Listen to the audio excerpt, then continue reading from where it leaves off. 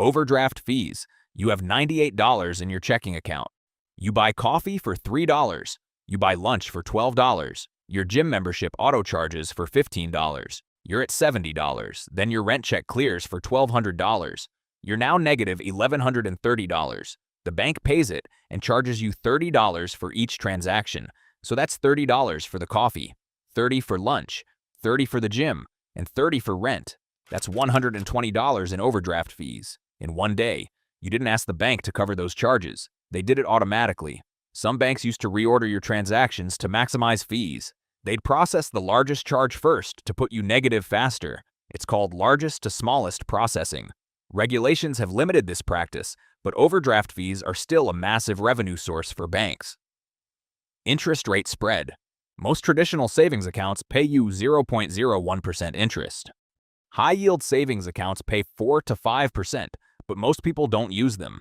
The bank takes your money and loans it out at 7% for a car loan, or 10% for a personal loan, or 25% on a credit card. You're lending the bank your money for basically free. They're lending it back out at much higher rates. Let's say you have $10,000 in a traditional savings account. The bank pays you $1 a year. They loan that $10,000 to someone else at 10%. They make $1,000, but you made only $1. You did all the saving. They did all the earning. This is called the interest rate spread. It's how banks make most of their money. They borrow from you at near zero. They lend to someone else at high rates. The difference is profit. Your money is the product. You're not the customer. You're the supplier. If you're tired of getting ripped off, subscribe. I break down how money actually works every week. Minimum balance fees. Some banks charge you a monthly fee if your balance drops below a certain amount, usually $500 or $1,000. The fee is $10 to $15 a month. So if you're broke and your account drops to $200, the bank charges you $12 for being broke. You now have $188. Next month, another $12 fee. You're at $176. The people who can least afford fees are the ones getting charged. If you're rich and keep $5,000 in your account, no fee. If you're struggling and have $300, you get penalized. It's a poverty tax, and it's legal. The ATM fees. You need cash. You're not near your bank. You use another bank's ATM. They charge you $3. Your bank charges you another $3. That's $6 to access your own money. You withdrew $40. You paid $6 in fees. That's a 15% fee to use your own money. Your bank charges you $3 for using another bank's ATM. The ATM's bank charges you another $3 for not being their customer. Both banks split the profit. You lose $6, and banks make billions from ATM fees every year. Credit card interest. You have a credit card with a 25% interest rate.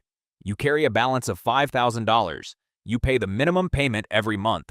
That minimum is usually 2% of the balance, so you're paying $100 a month. But 25% annual interest on $5,000 is $104 a month. So your $100 payment doesn't even cover the interest. Your balance is growing. You're paying every month and owing more. If you only pay the minimum, it can take decades to pay off that $5,000, and you'll pay thousands in interest. You borrowed $5,000. You could end up paying back over $10,000. The bank doubles their money, and you're still broke. Account maintenance fees. Some banks charge you a monthly fee just for having an account. It's called a maintenance fee or a service fee. It's usually $10 to $15 a month. You're not overdrafting. You're not using an ATM. You're just existing as a customer, and they charge you for it. $120 to $180 a year. For nothing. You're paying the bank to hold your money. They're using your money to make loans and earn interest, and they're charging you for the privilege. Let me know in the comments which one of these has cost you the most money, and share this with someone who needs to see it.